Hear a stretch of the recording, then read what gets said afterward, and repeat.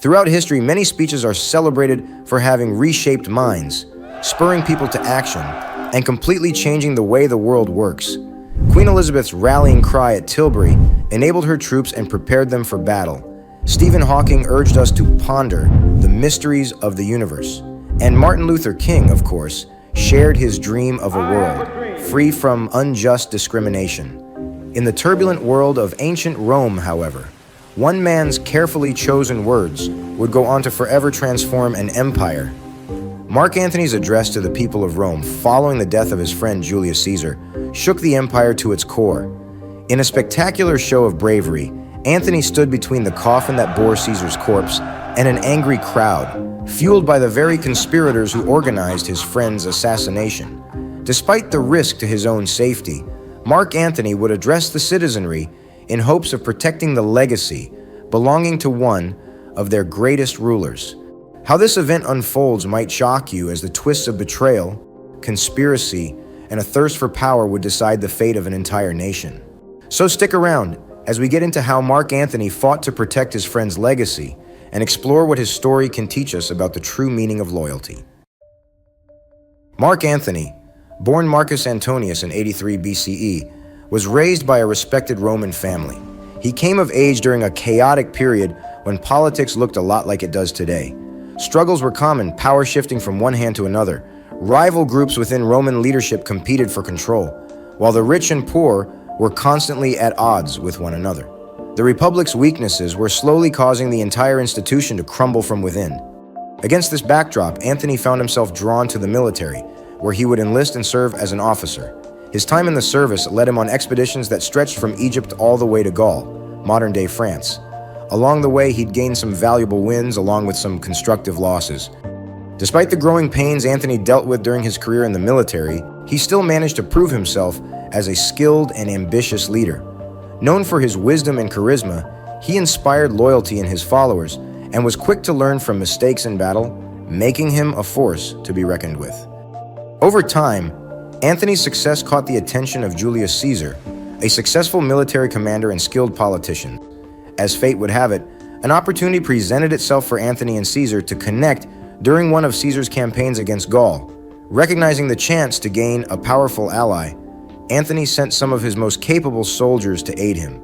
A gesture that was not only key in helping Caesar win his battle against Gaul, but also in sparking a friendship that would rattle nations.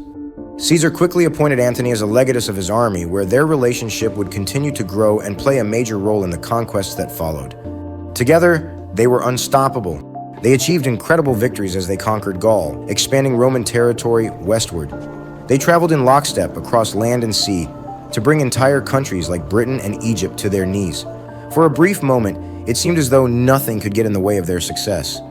Back home, however, trouble brewed as the Roman Senate, along with some military leaders, were slowly becoming fearful of Caesar's ever-growing influence.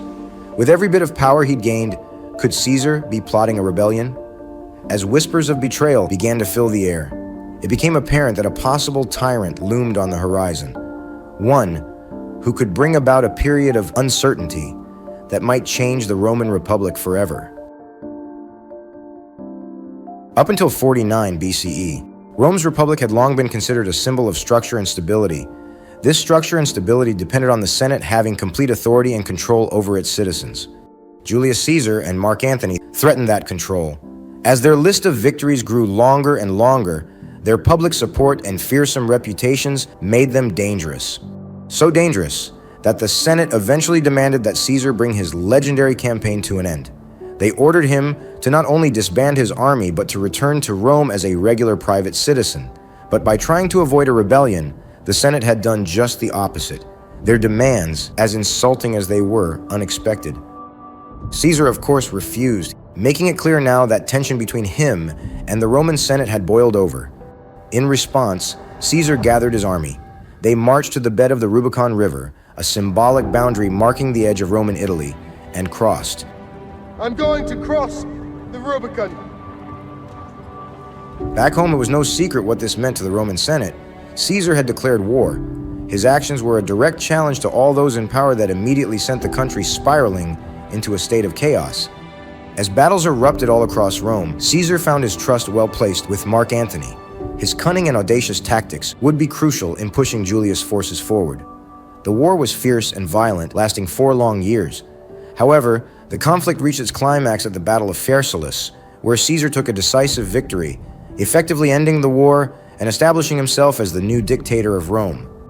Following the Roman Civil War, Caesar ordered a series of sweeping changes aimed at restabilizing the Republic. Because some still lingered who were bitter about the war, Caesar wisely placed supporters of his like Mark Antony in key positions of authority, tightening his grip on government control while undermining his adversaries. Many of the Roman people saw the changes brought on by Caesar as both positive and necessary.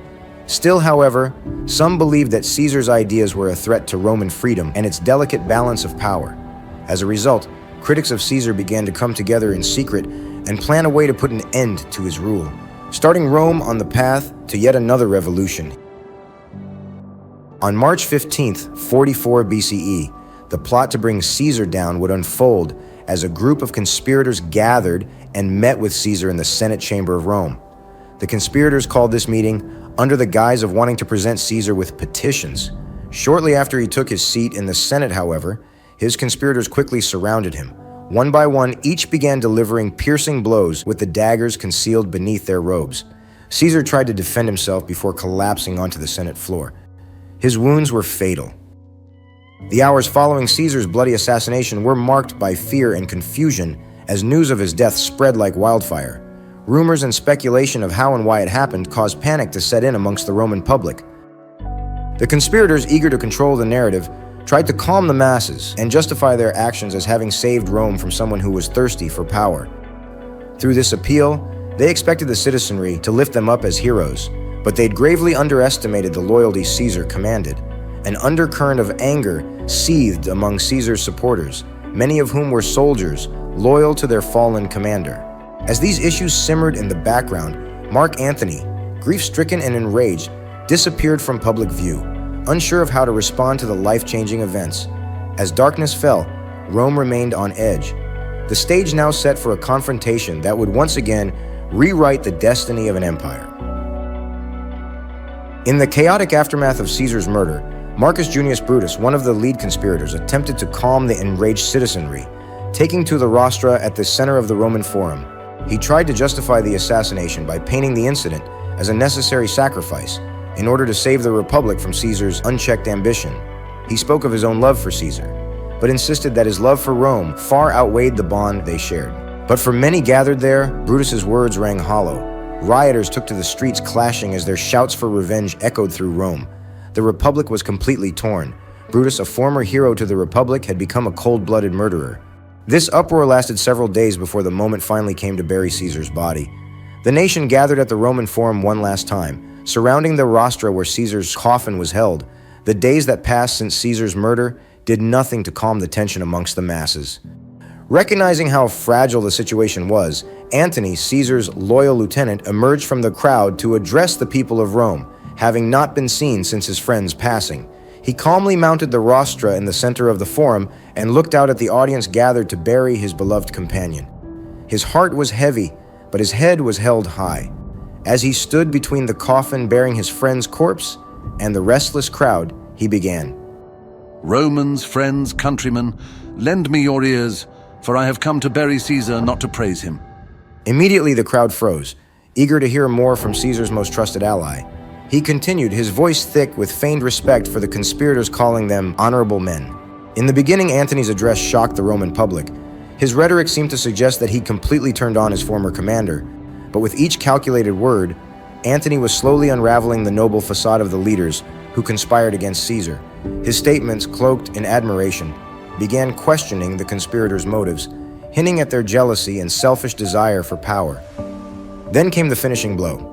As the crowd seemed to catch on to Antony's plot, he produced Caesar's will, a document that laid out all of Caesar's love and generosity for his country. Its details revealed legacies to ordinary citizens, gifts to beautify Rome. Caesar was no selfish ruler, but a humble servant to his country. The crowd was furious.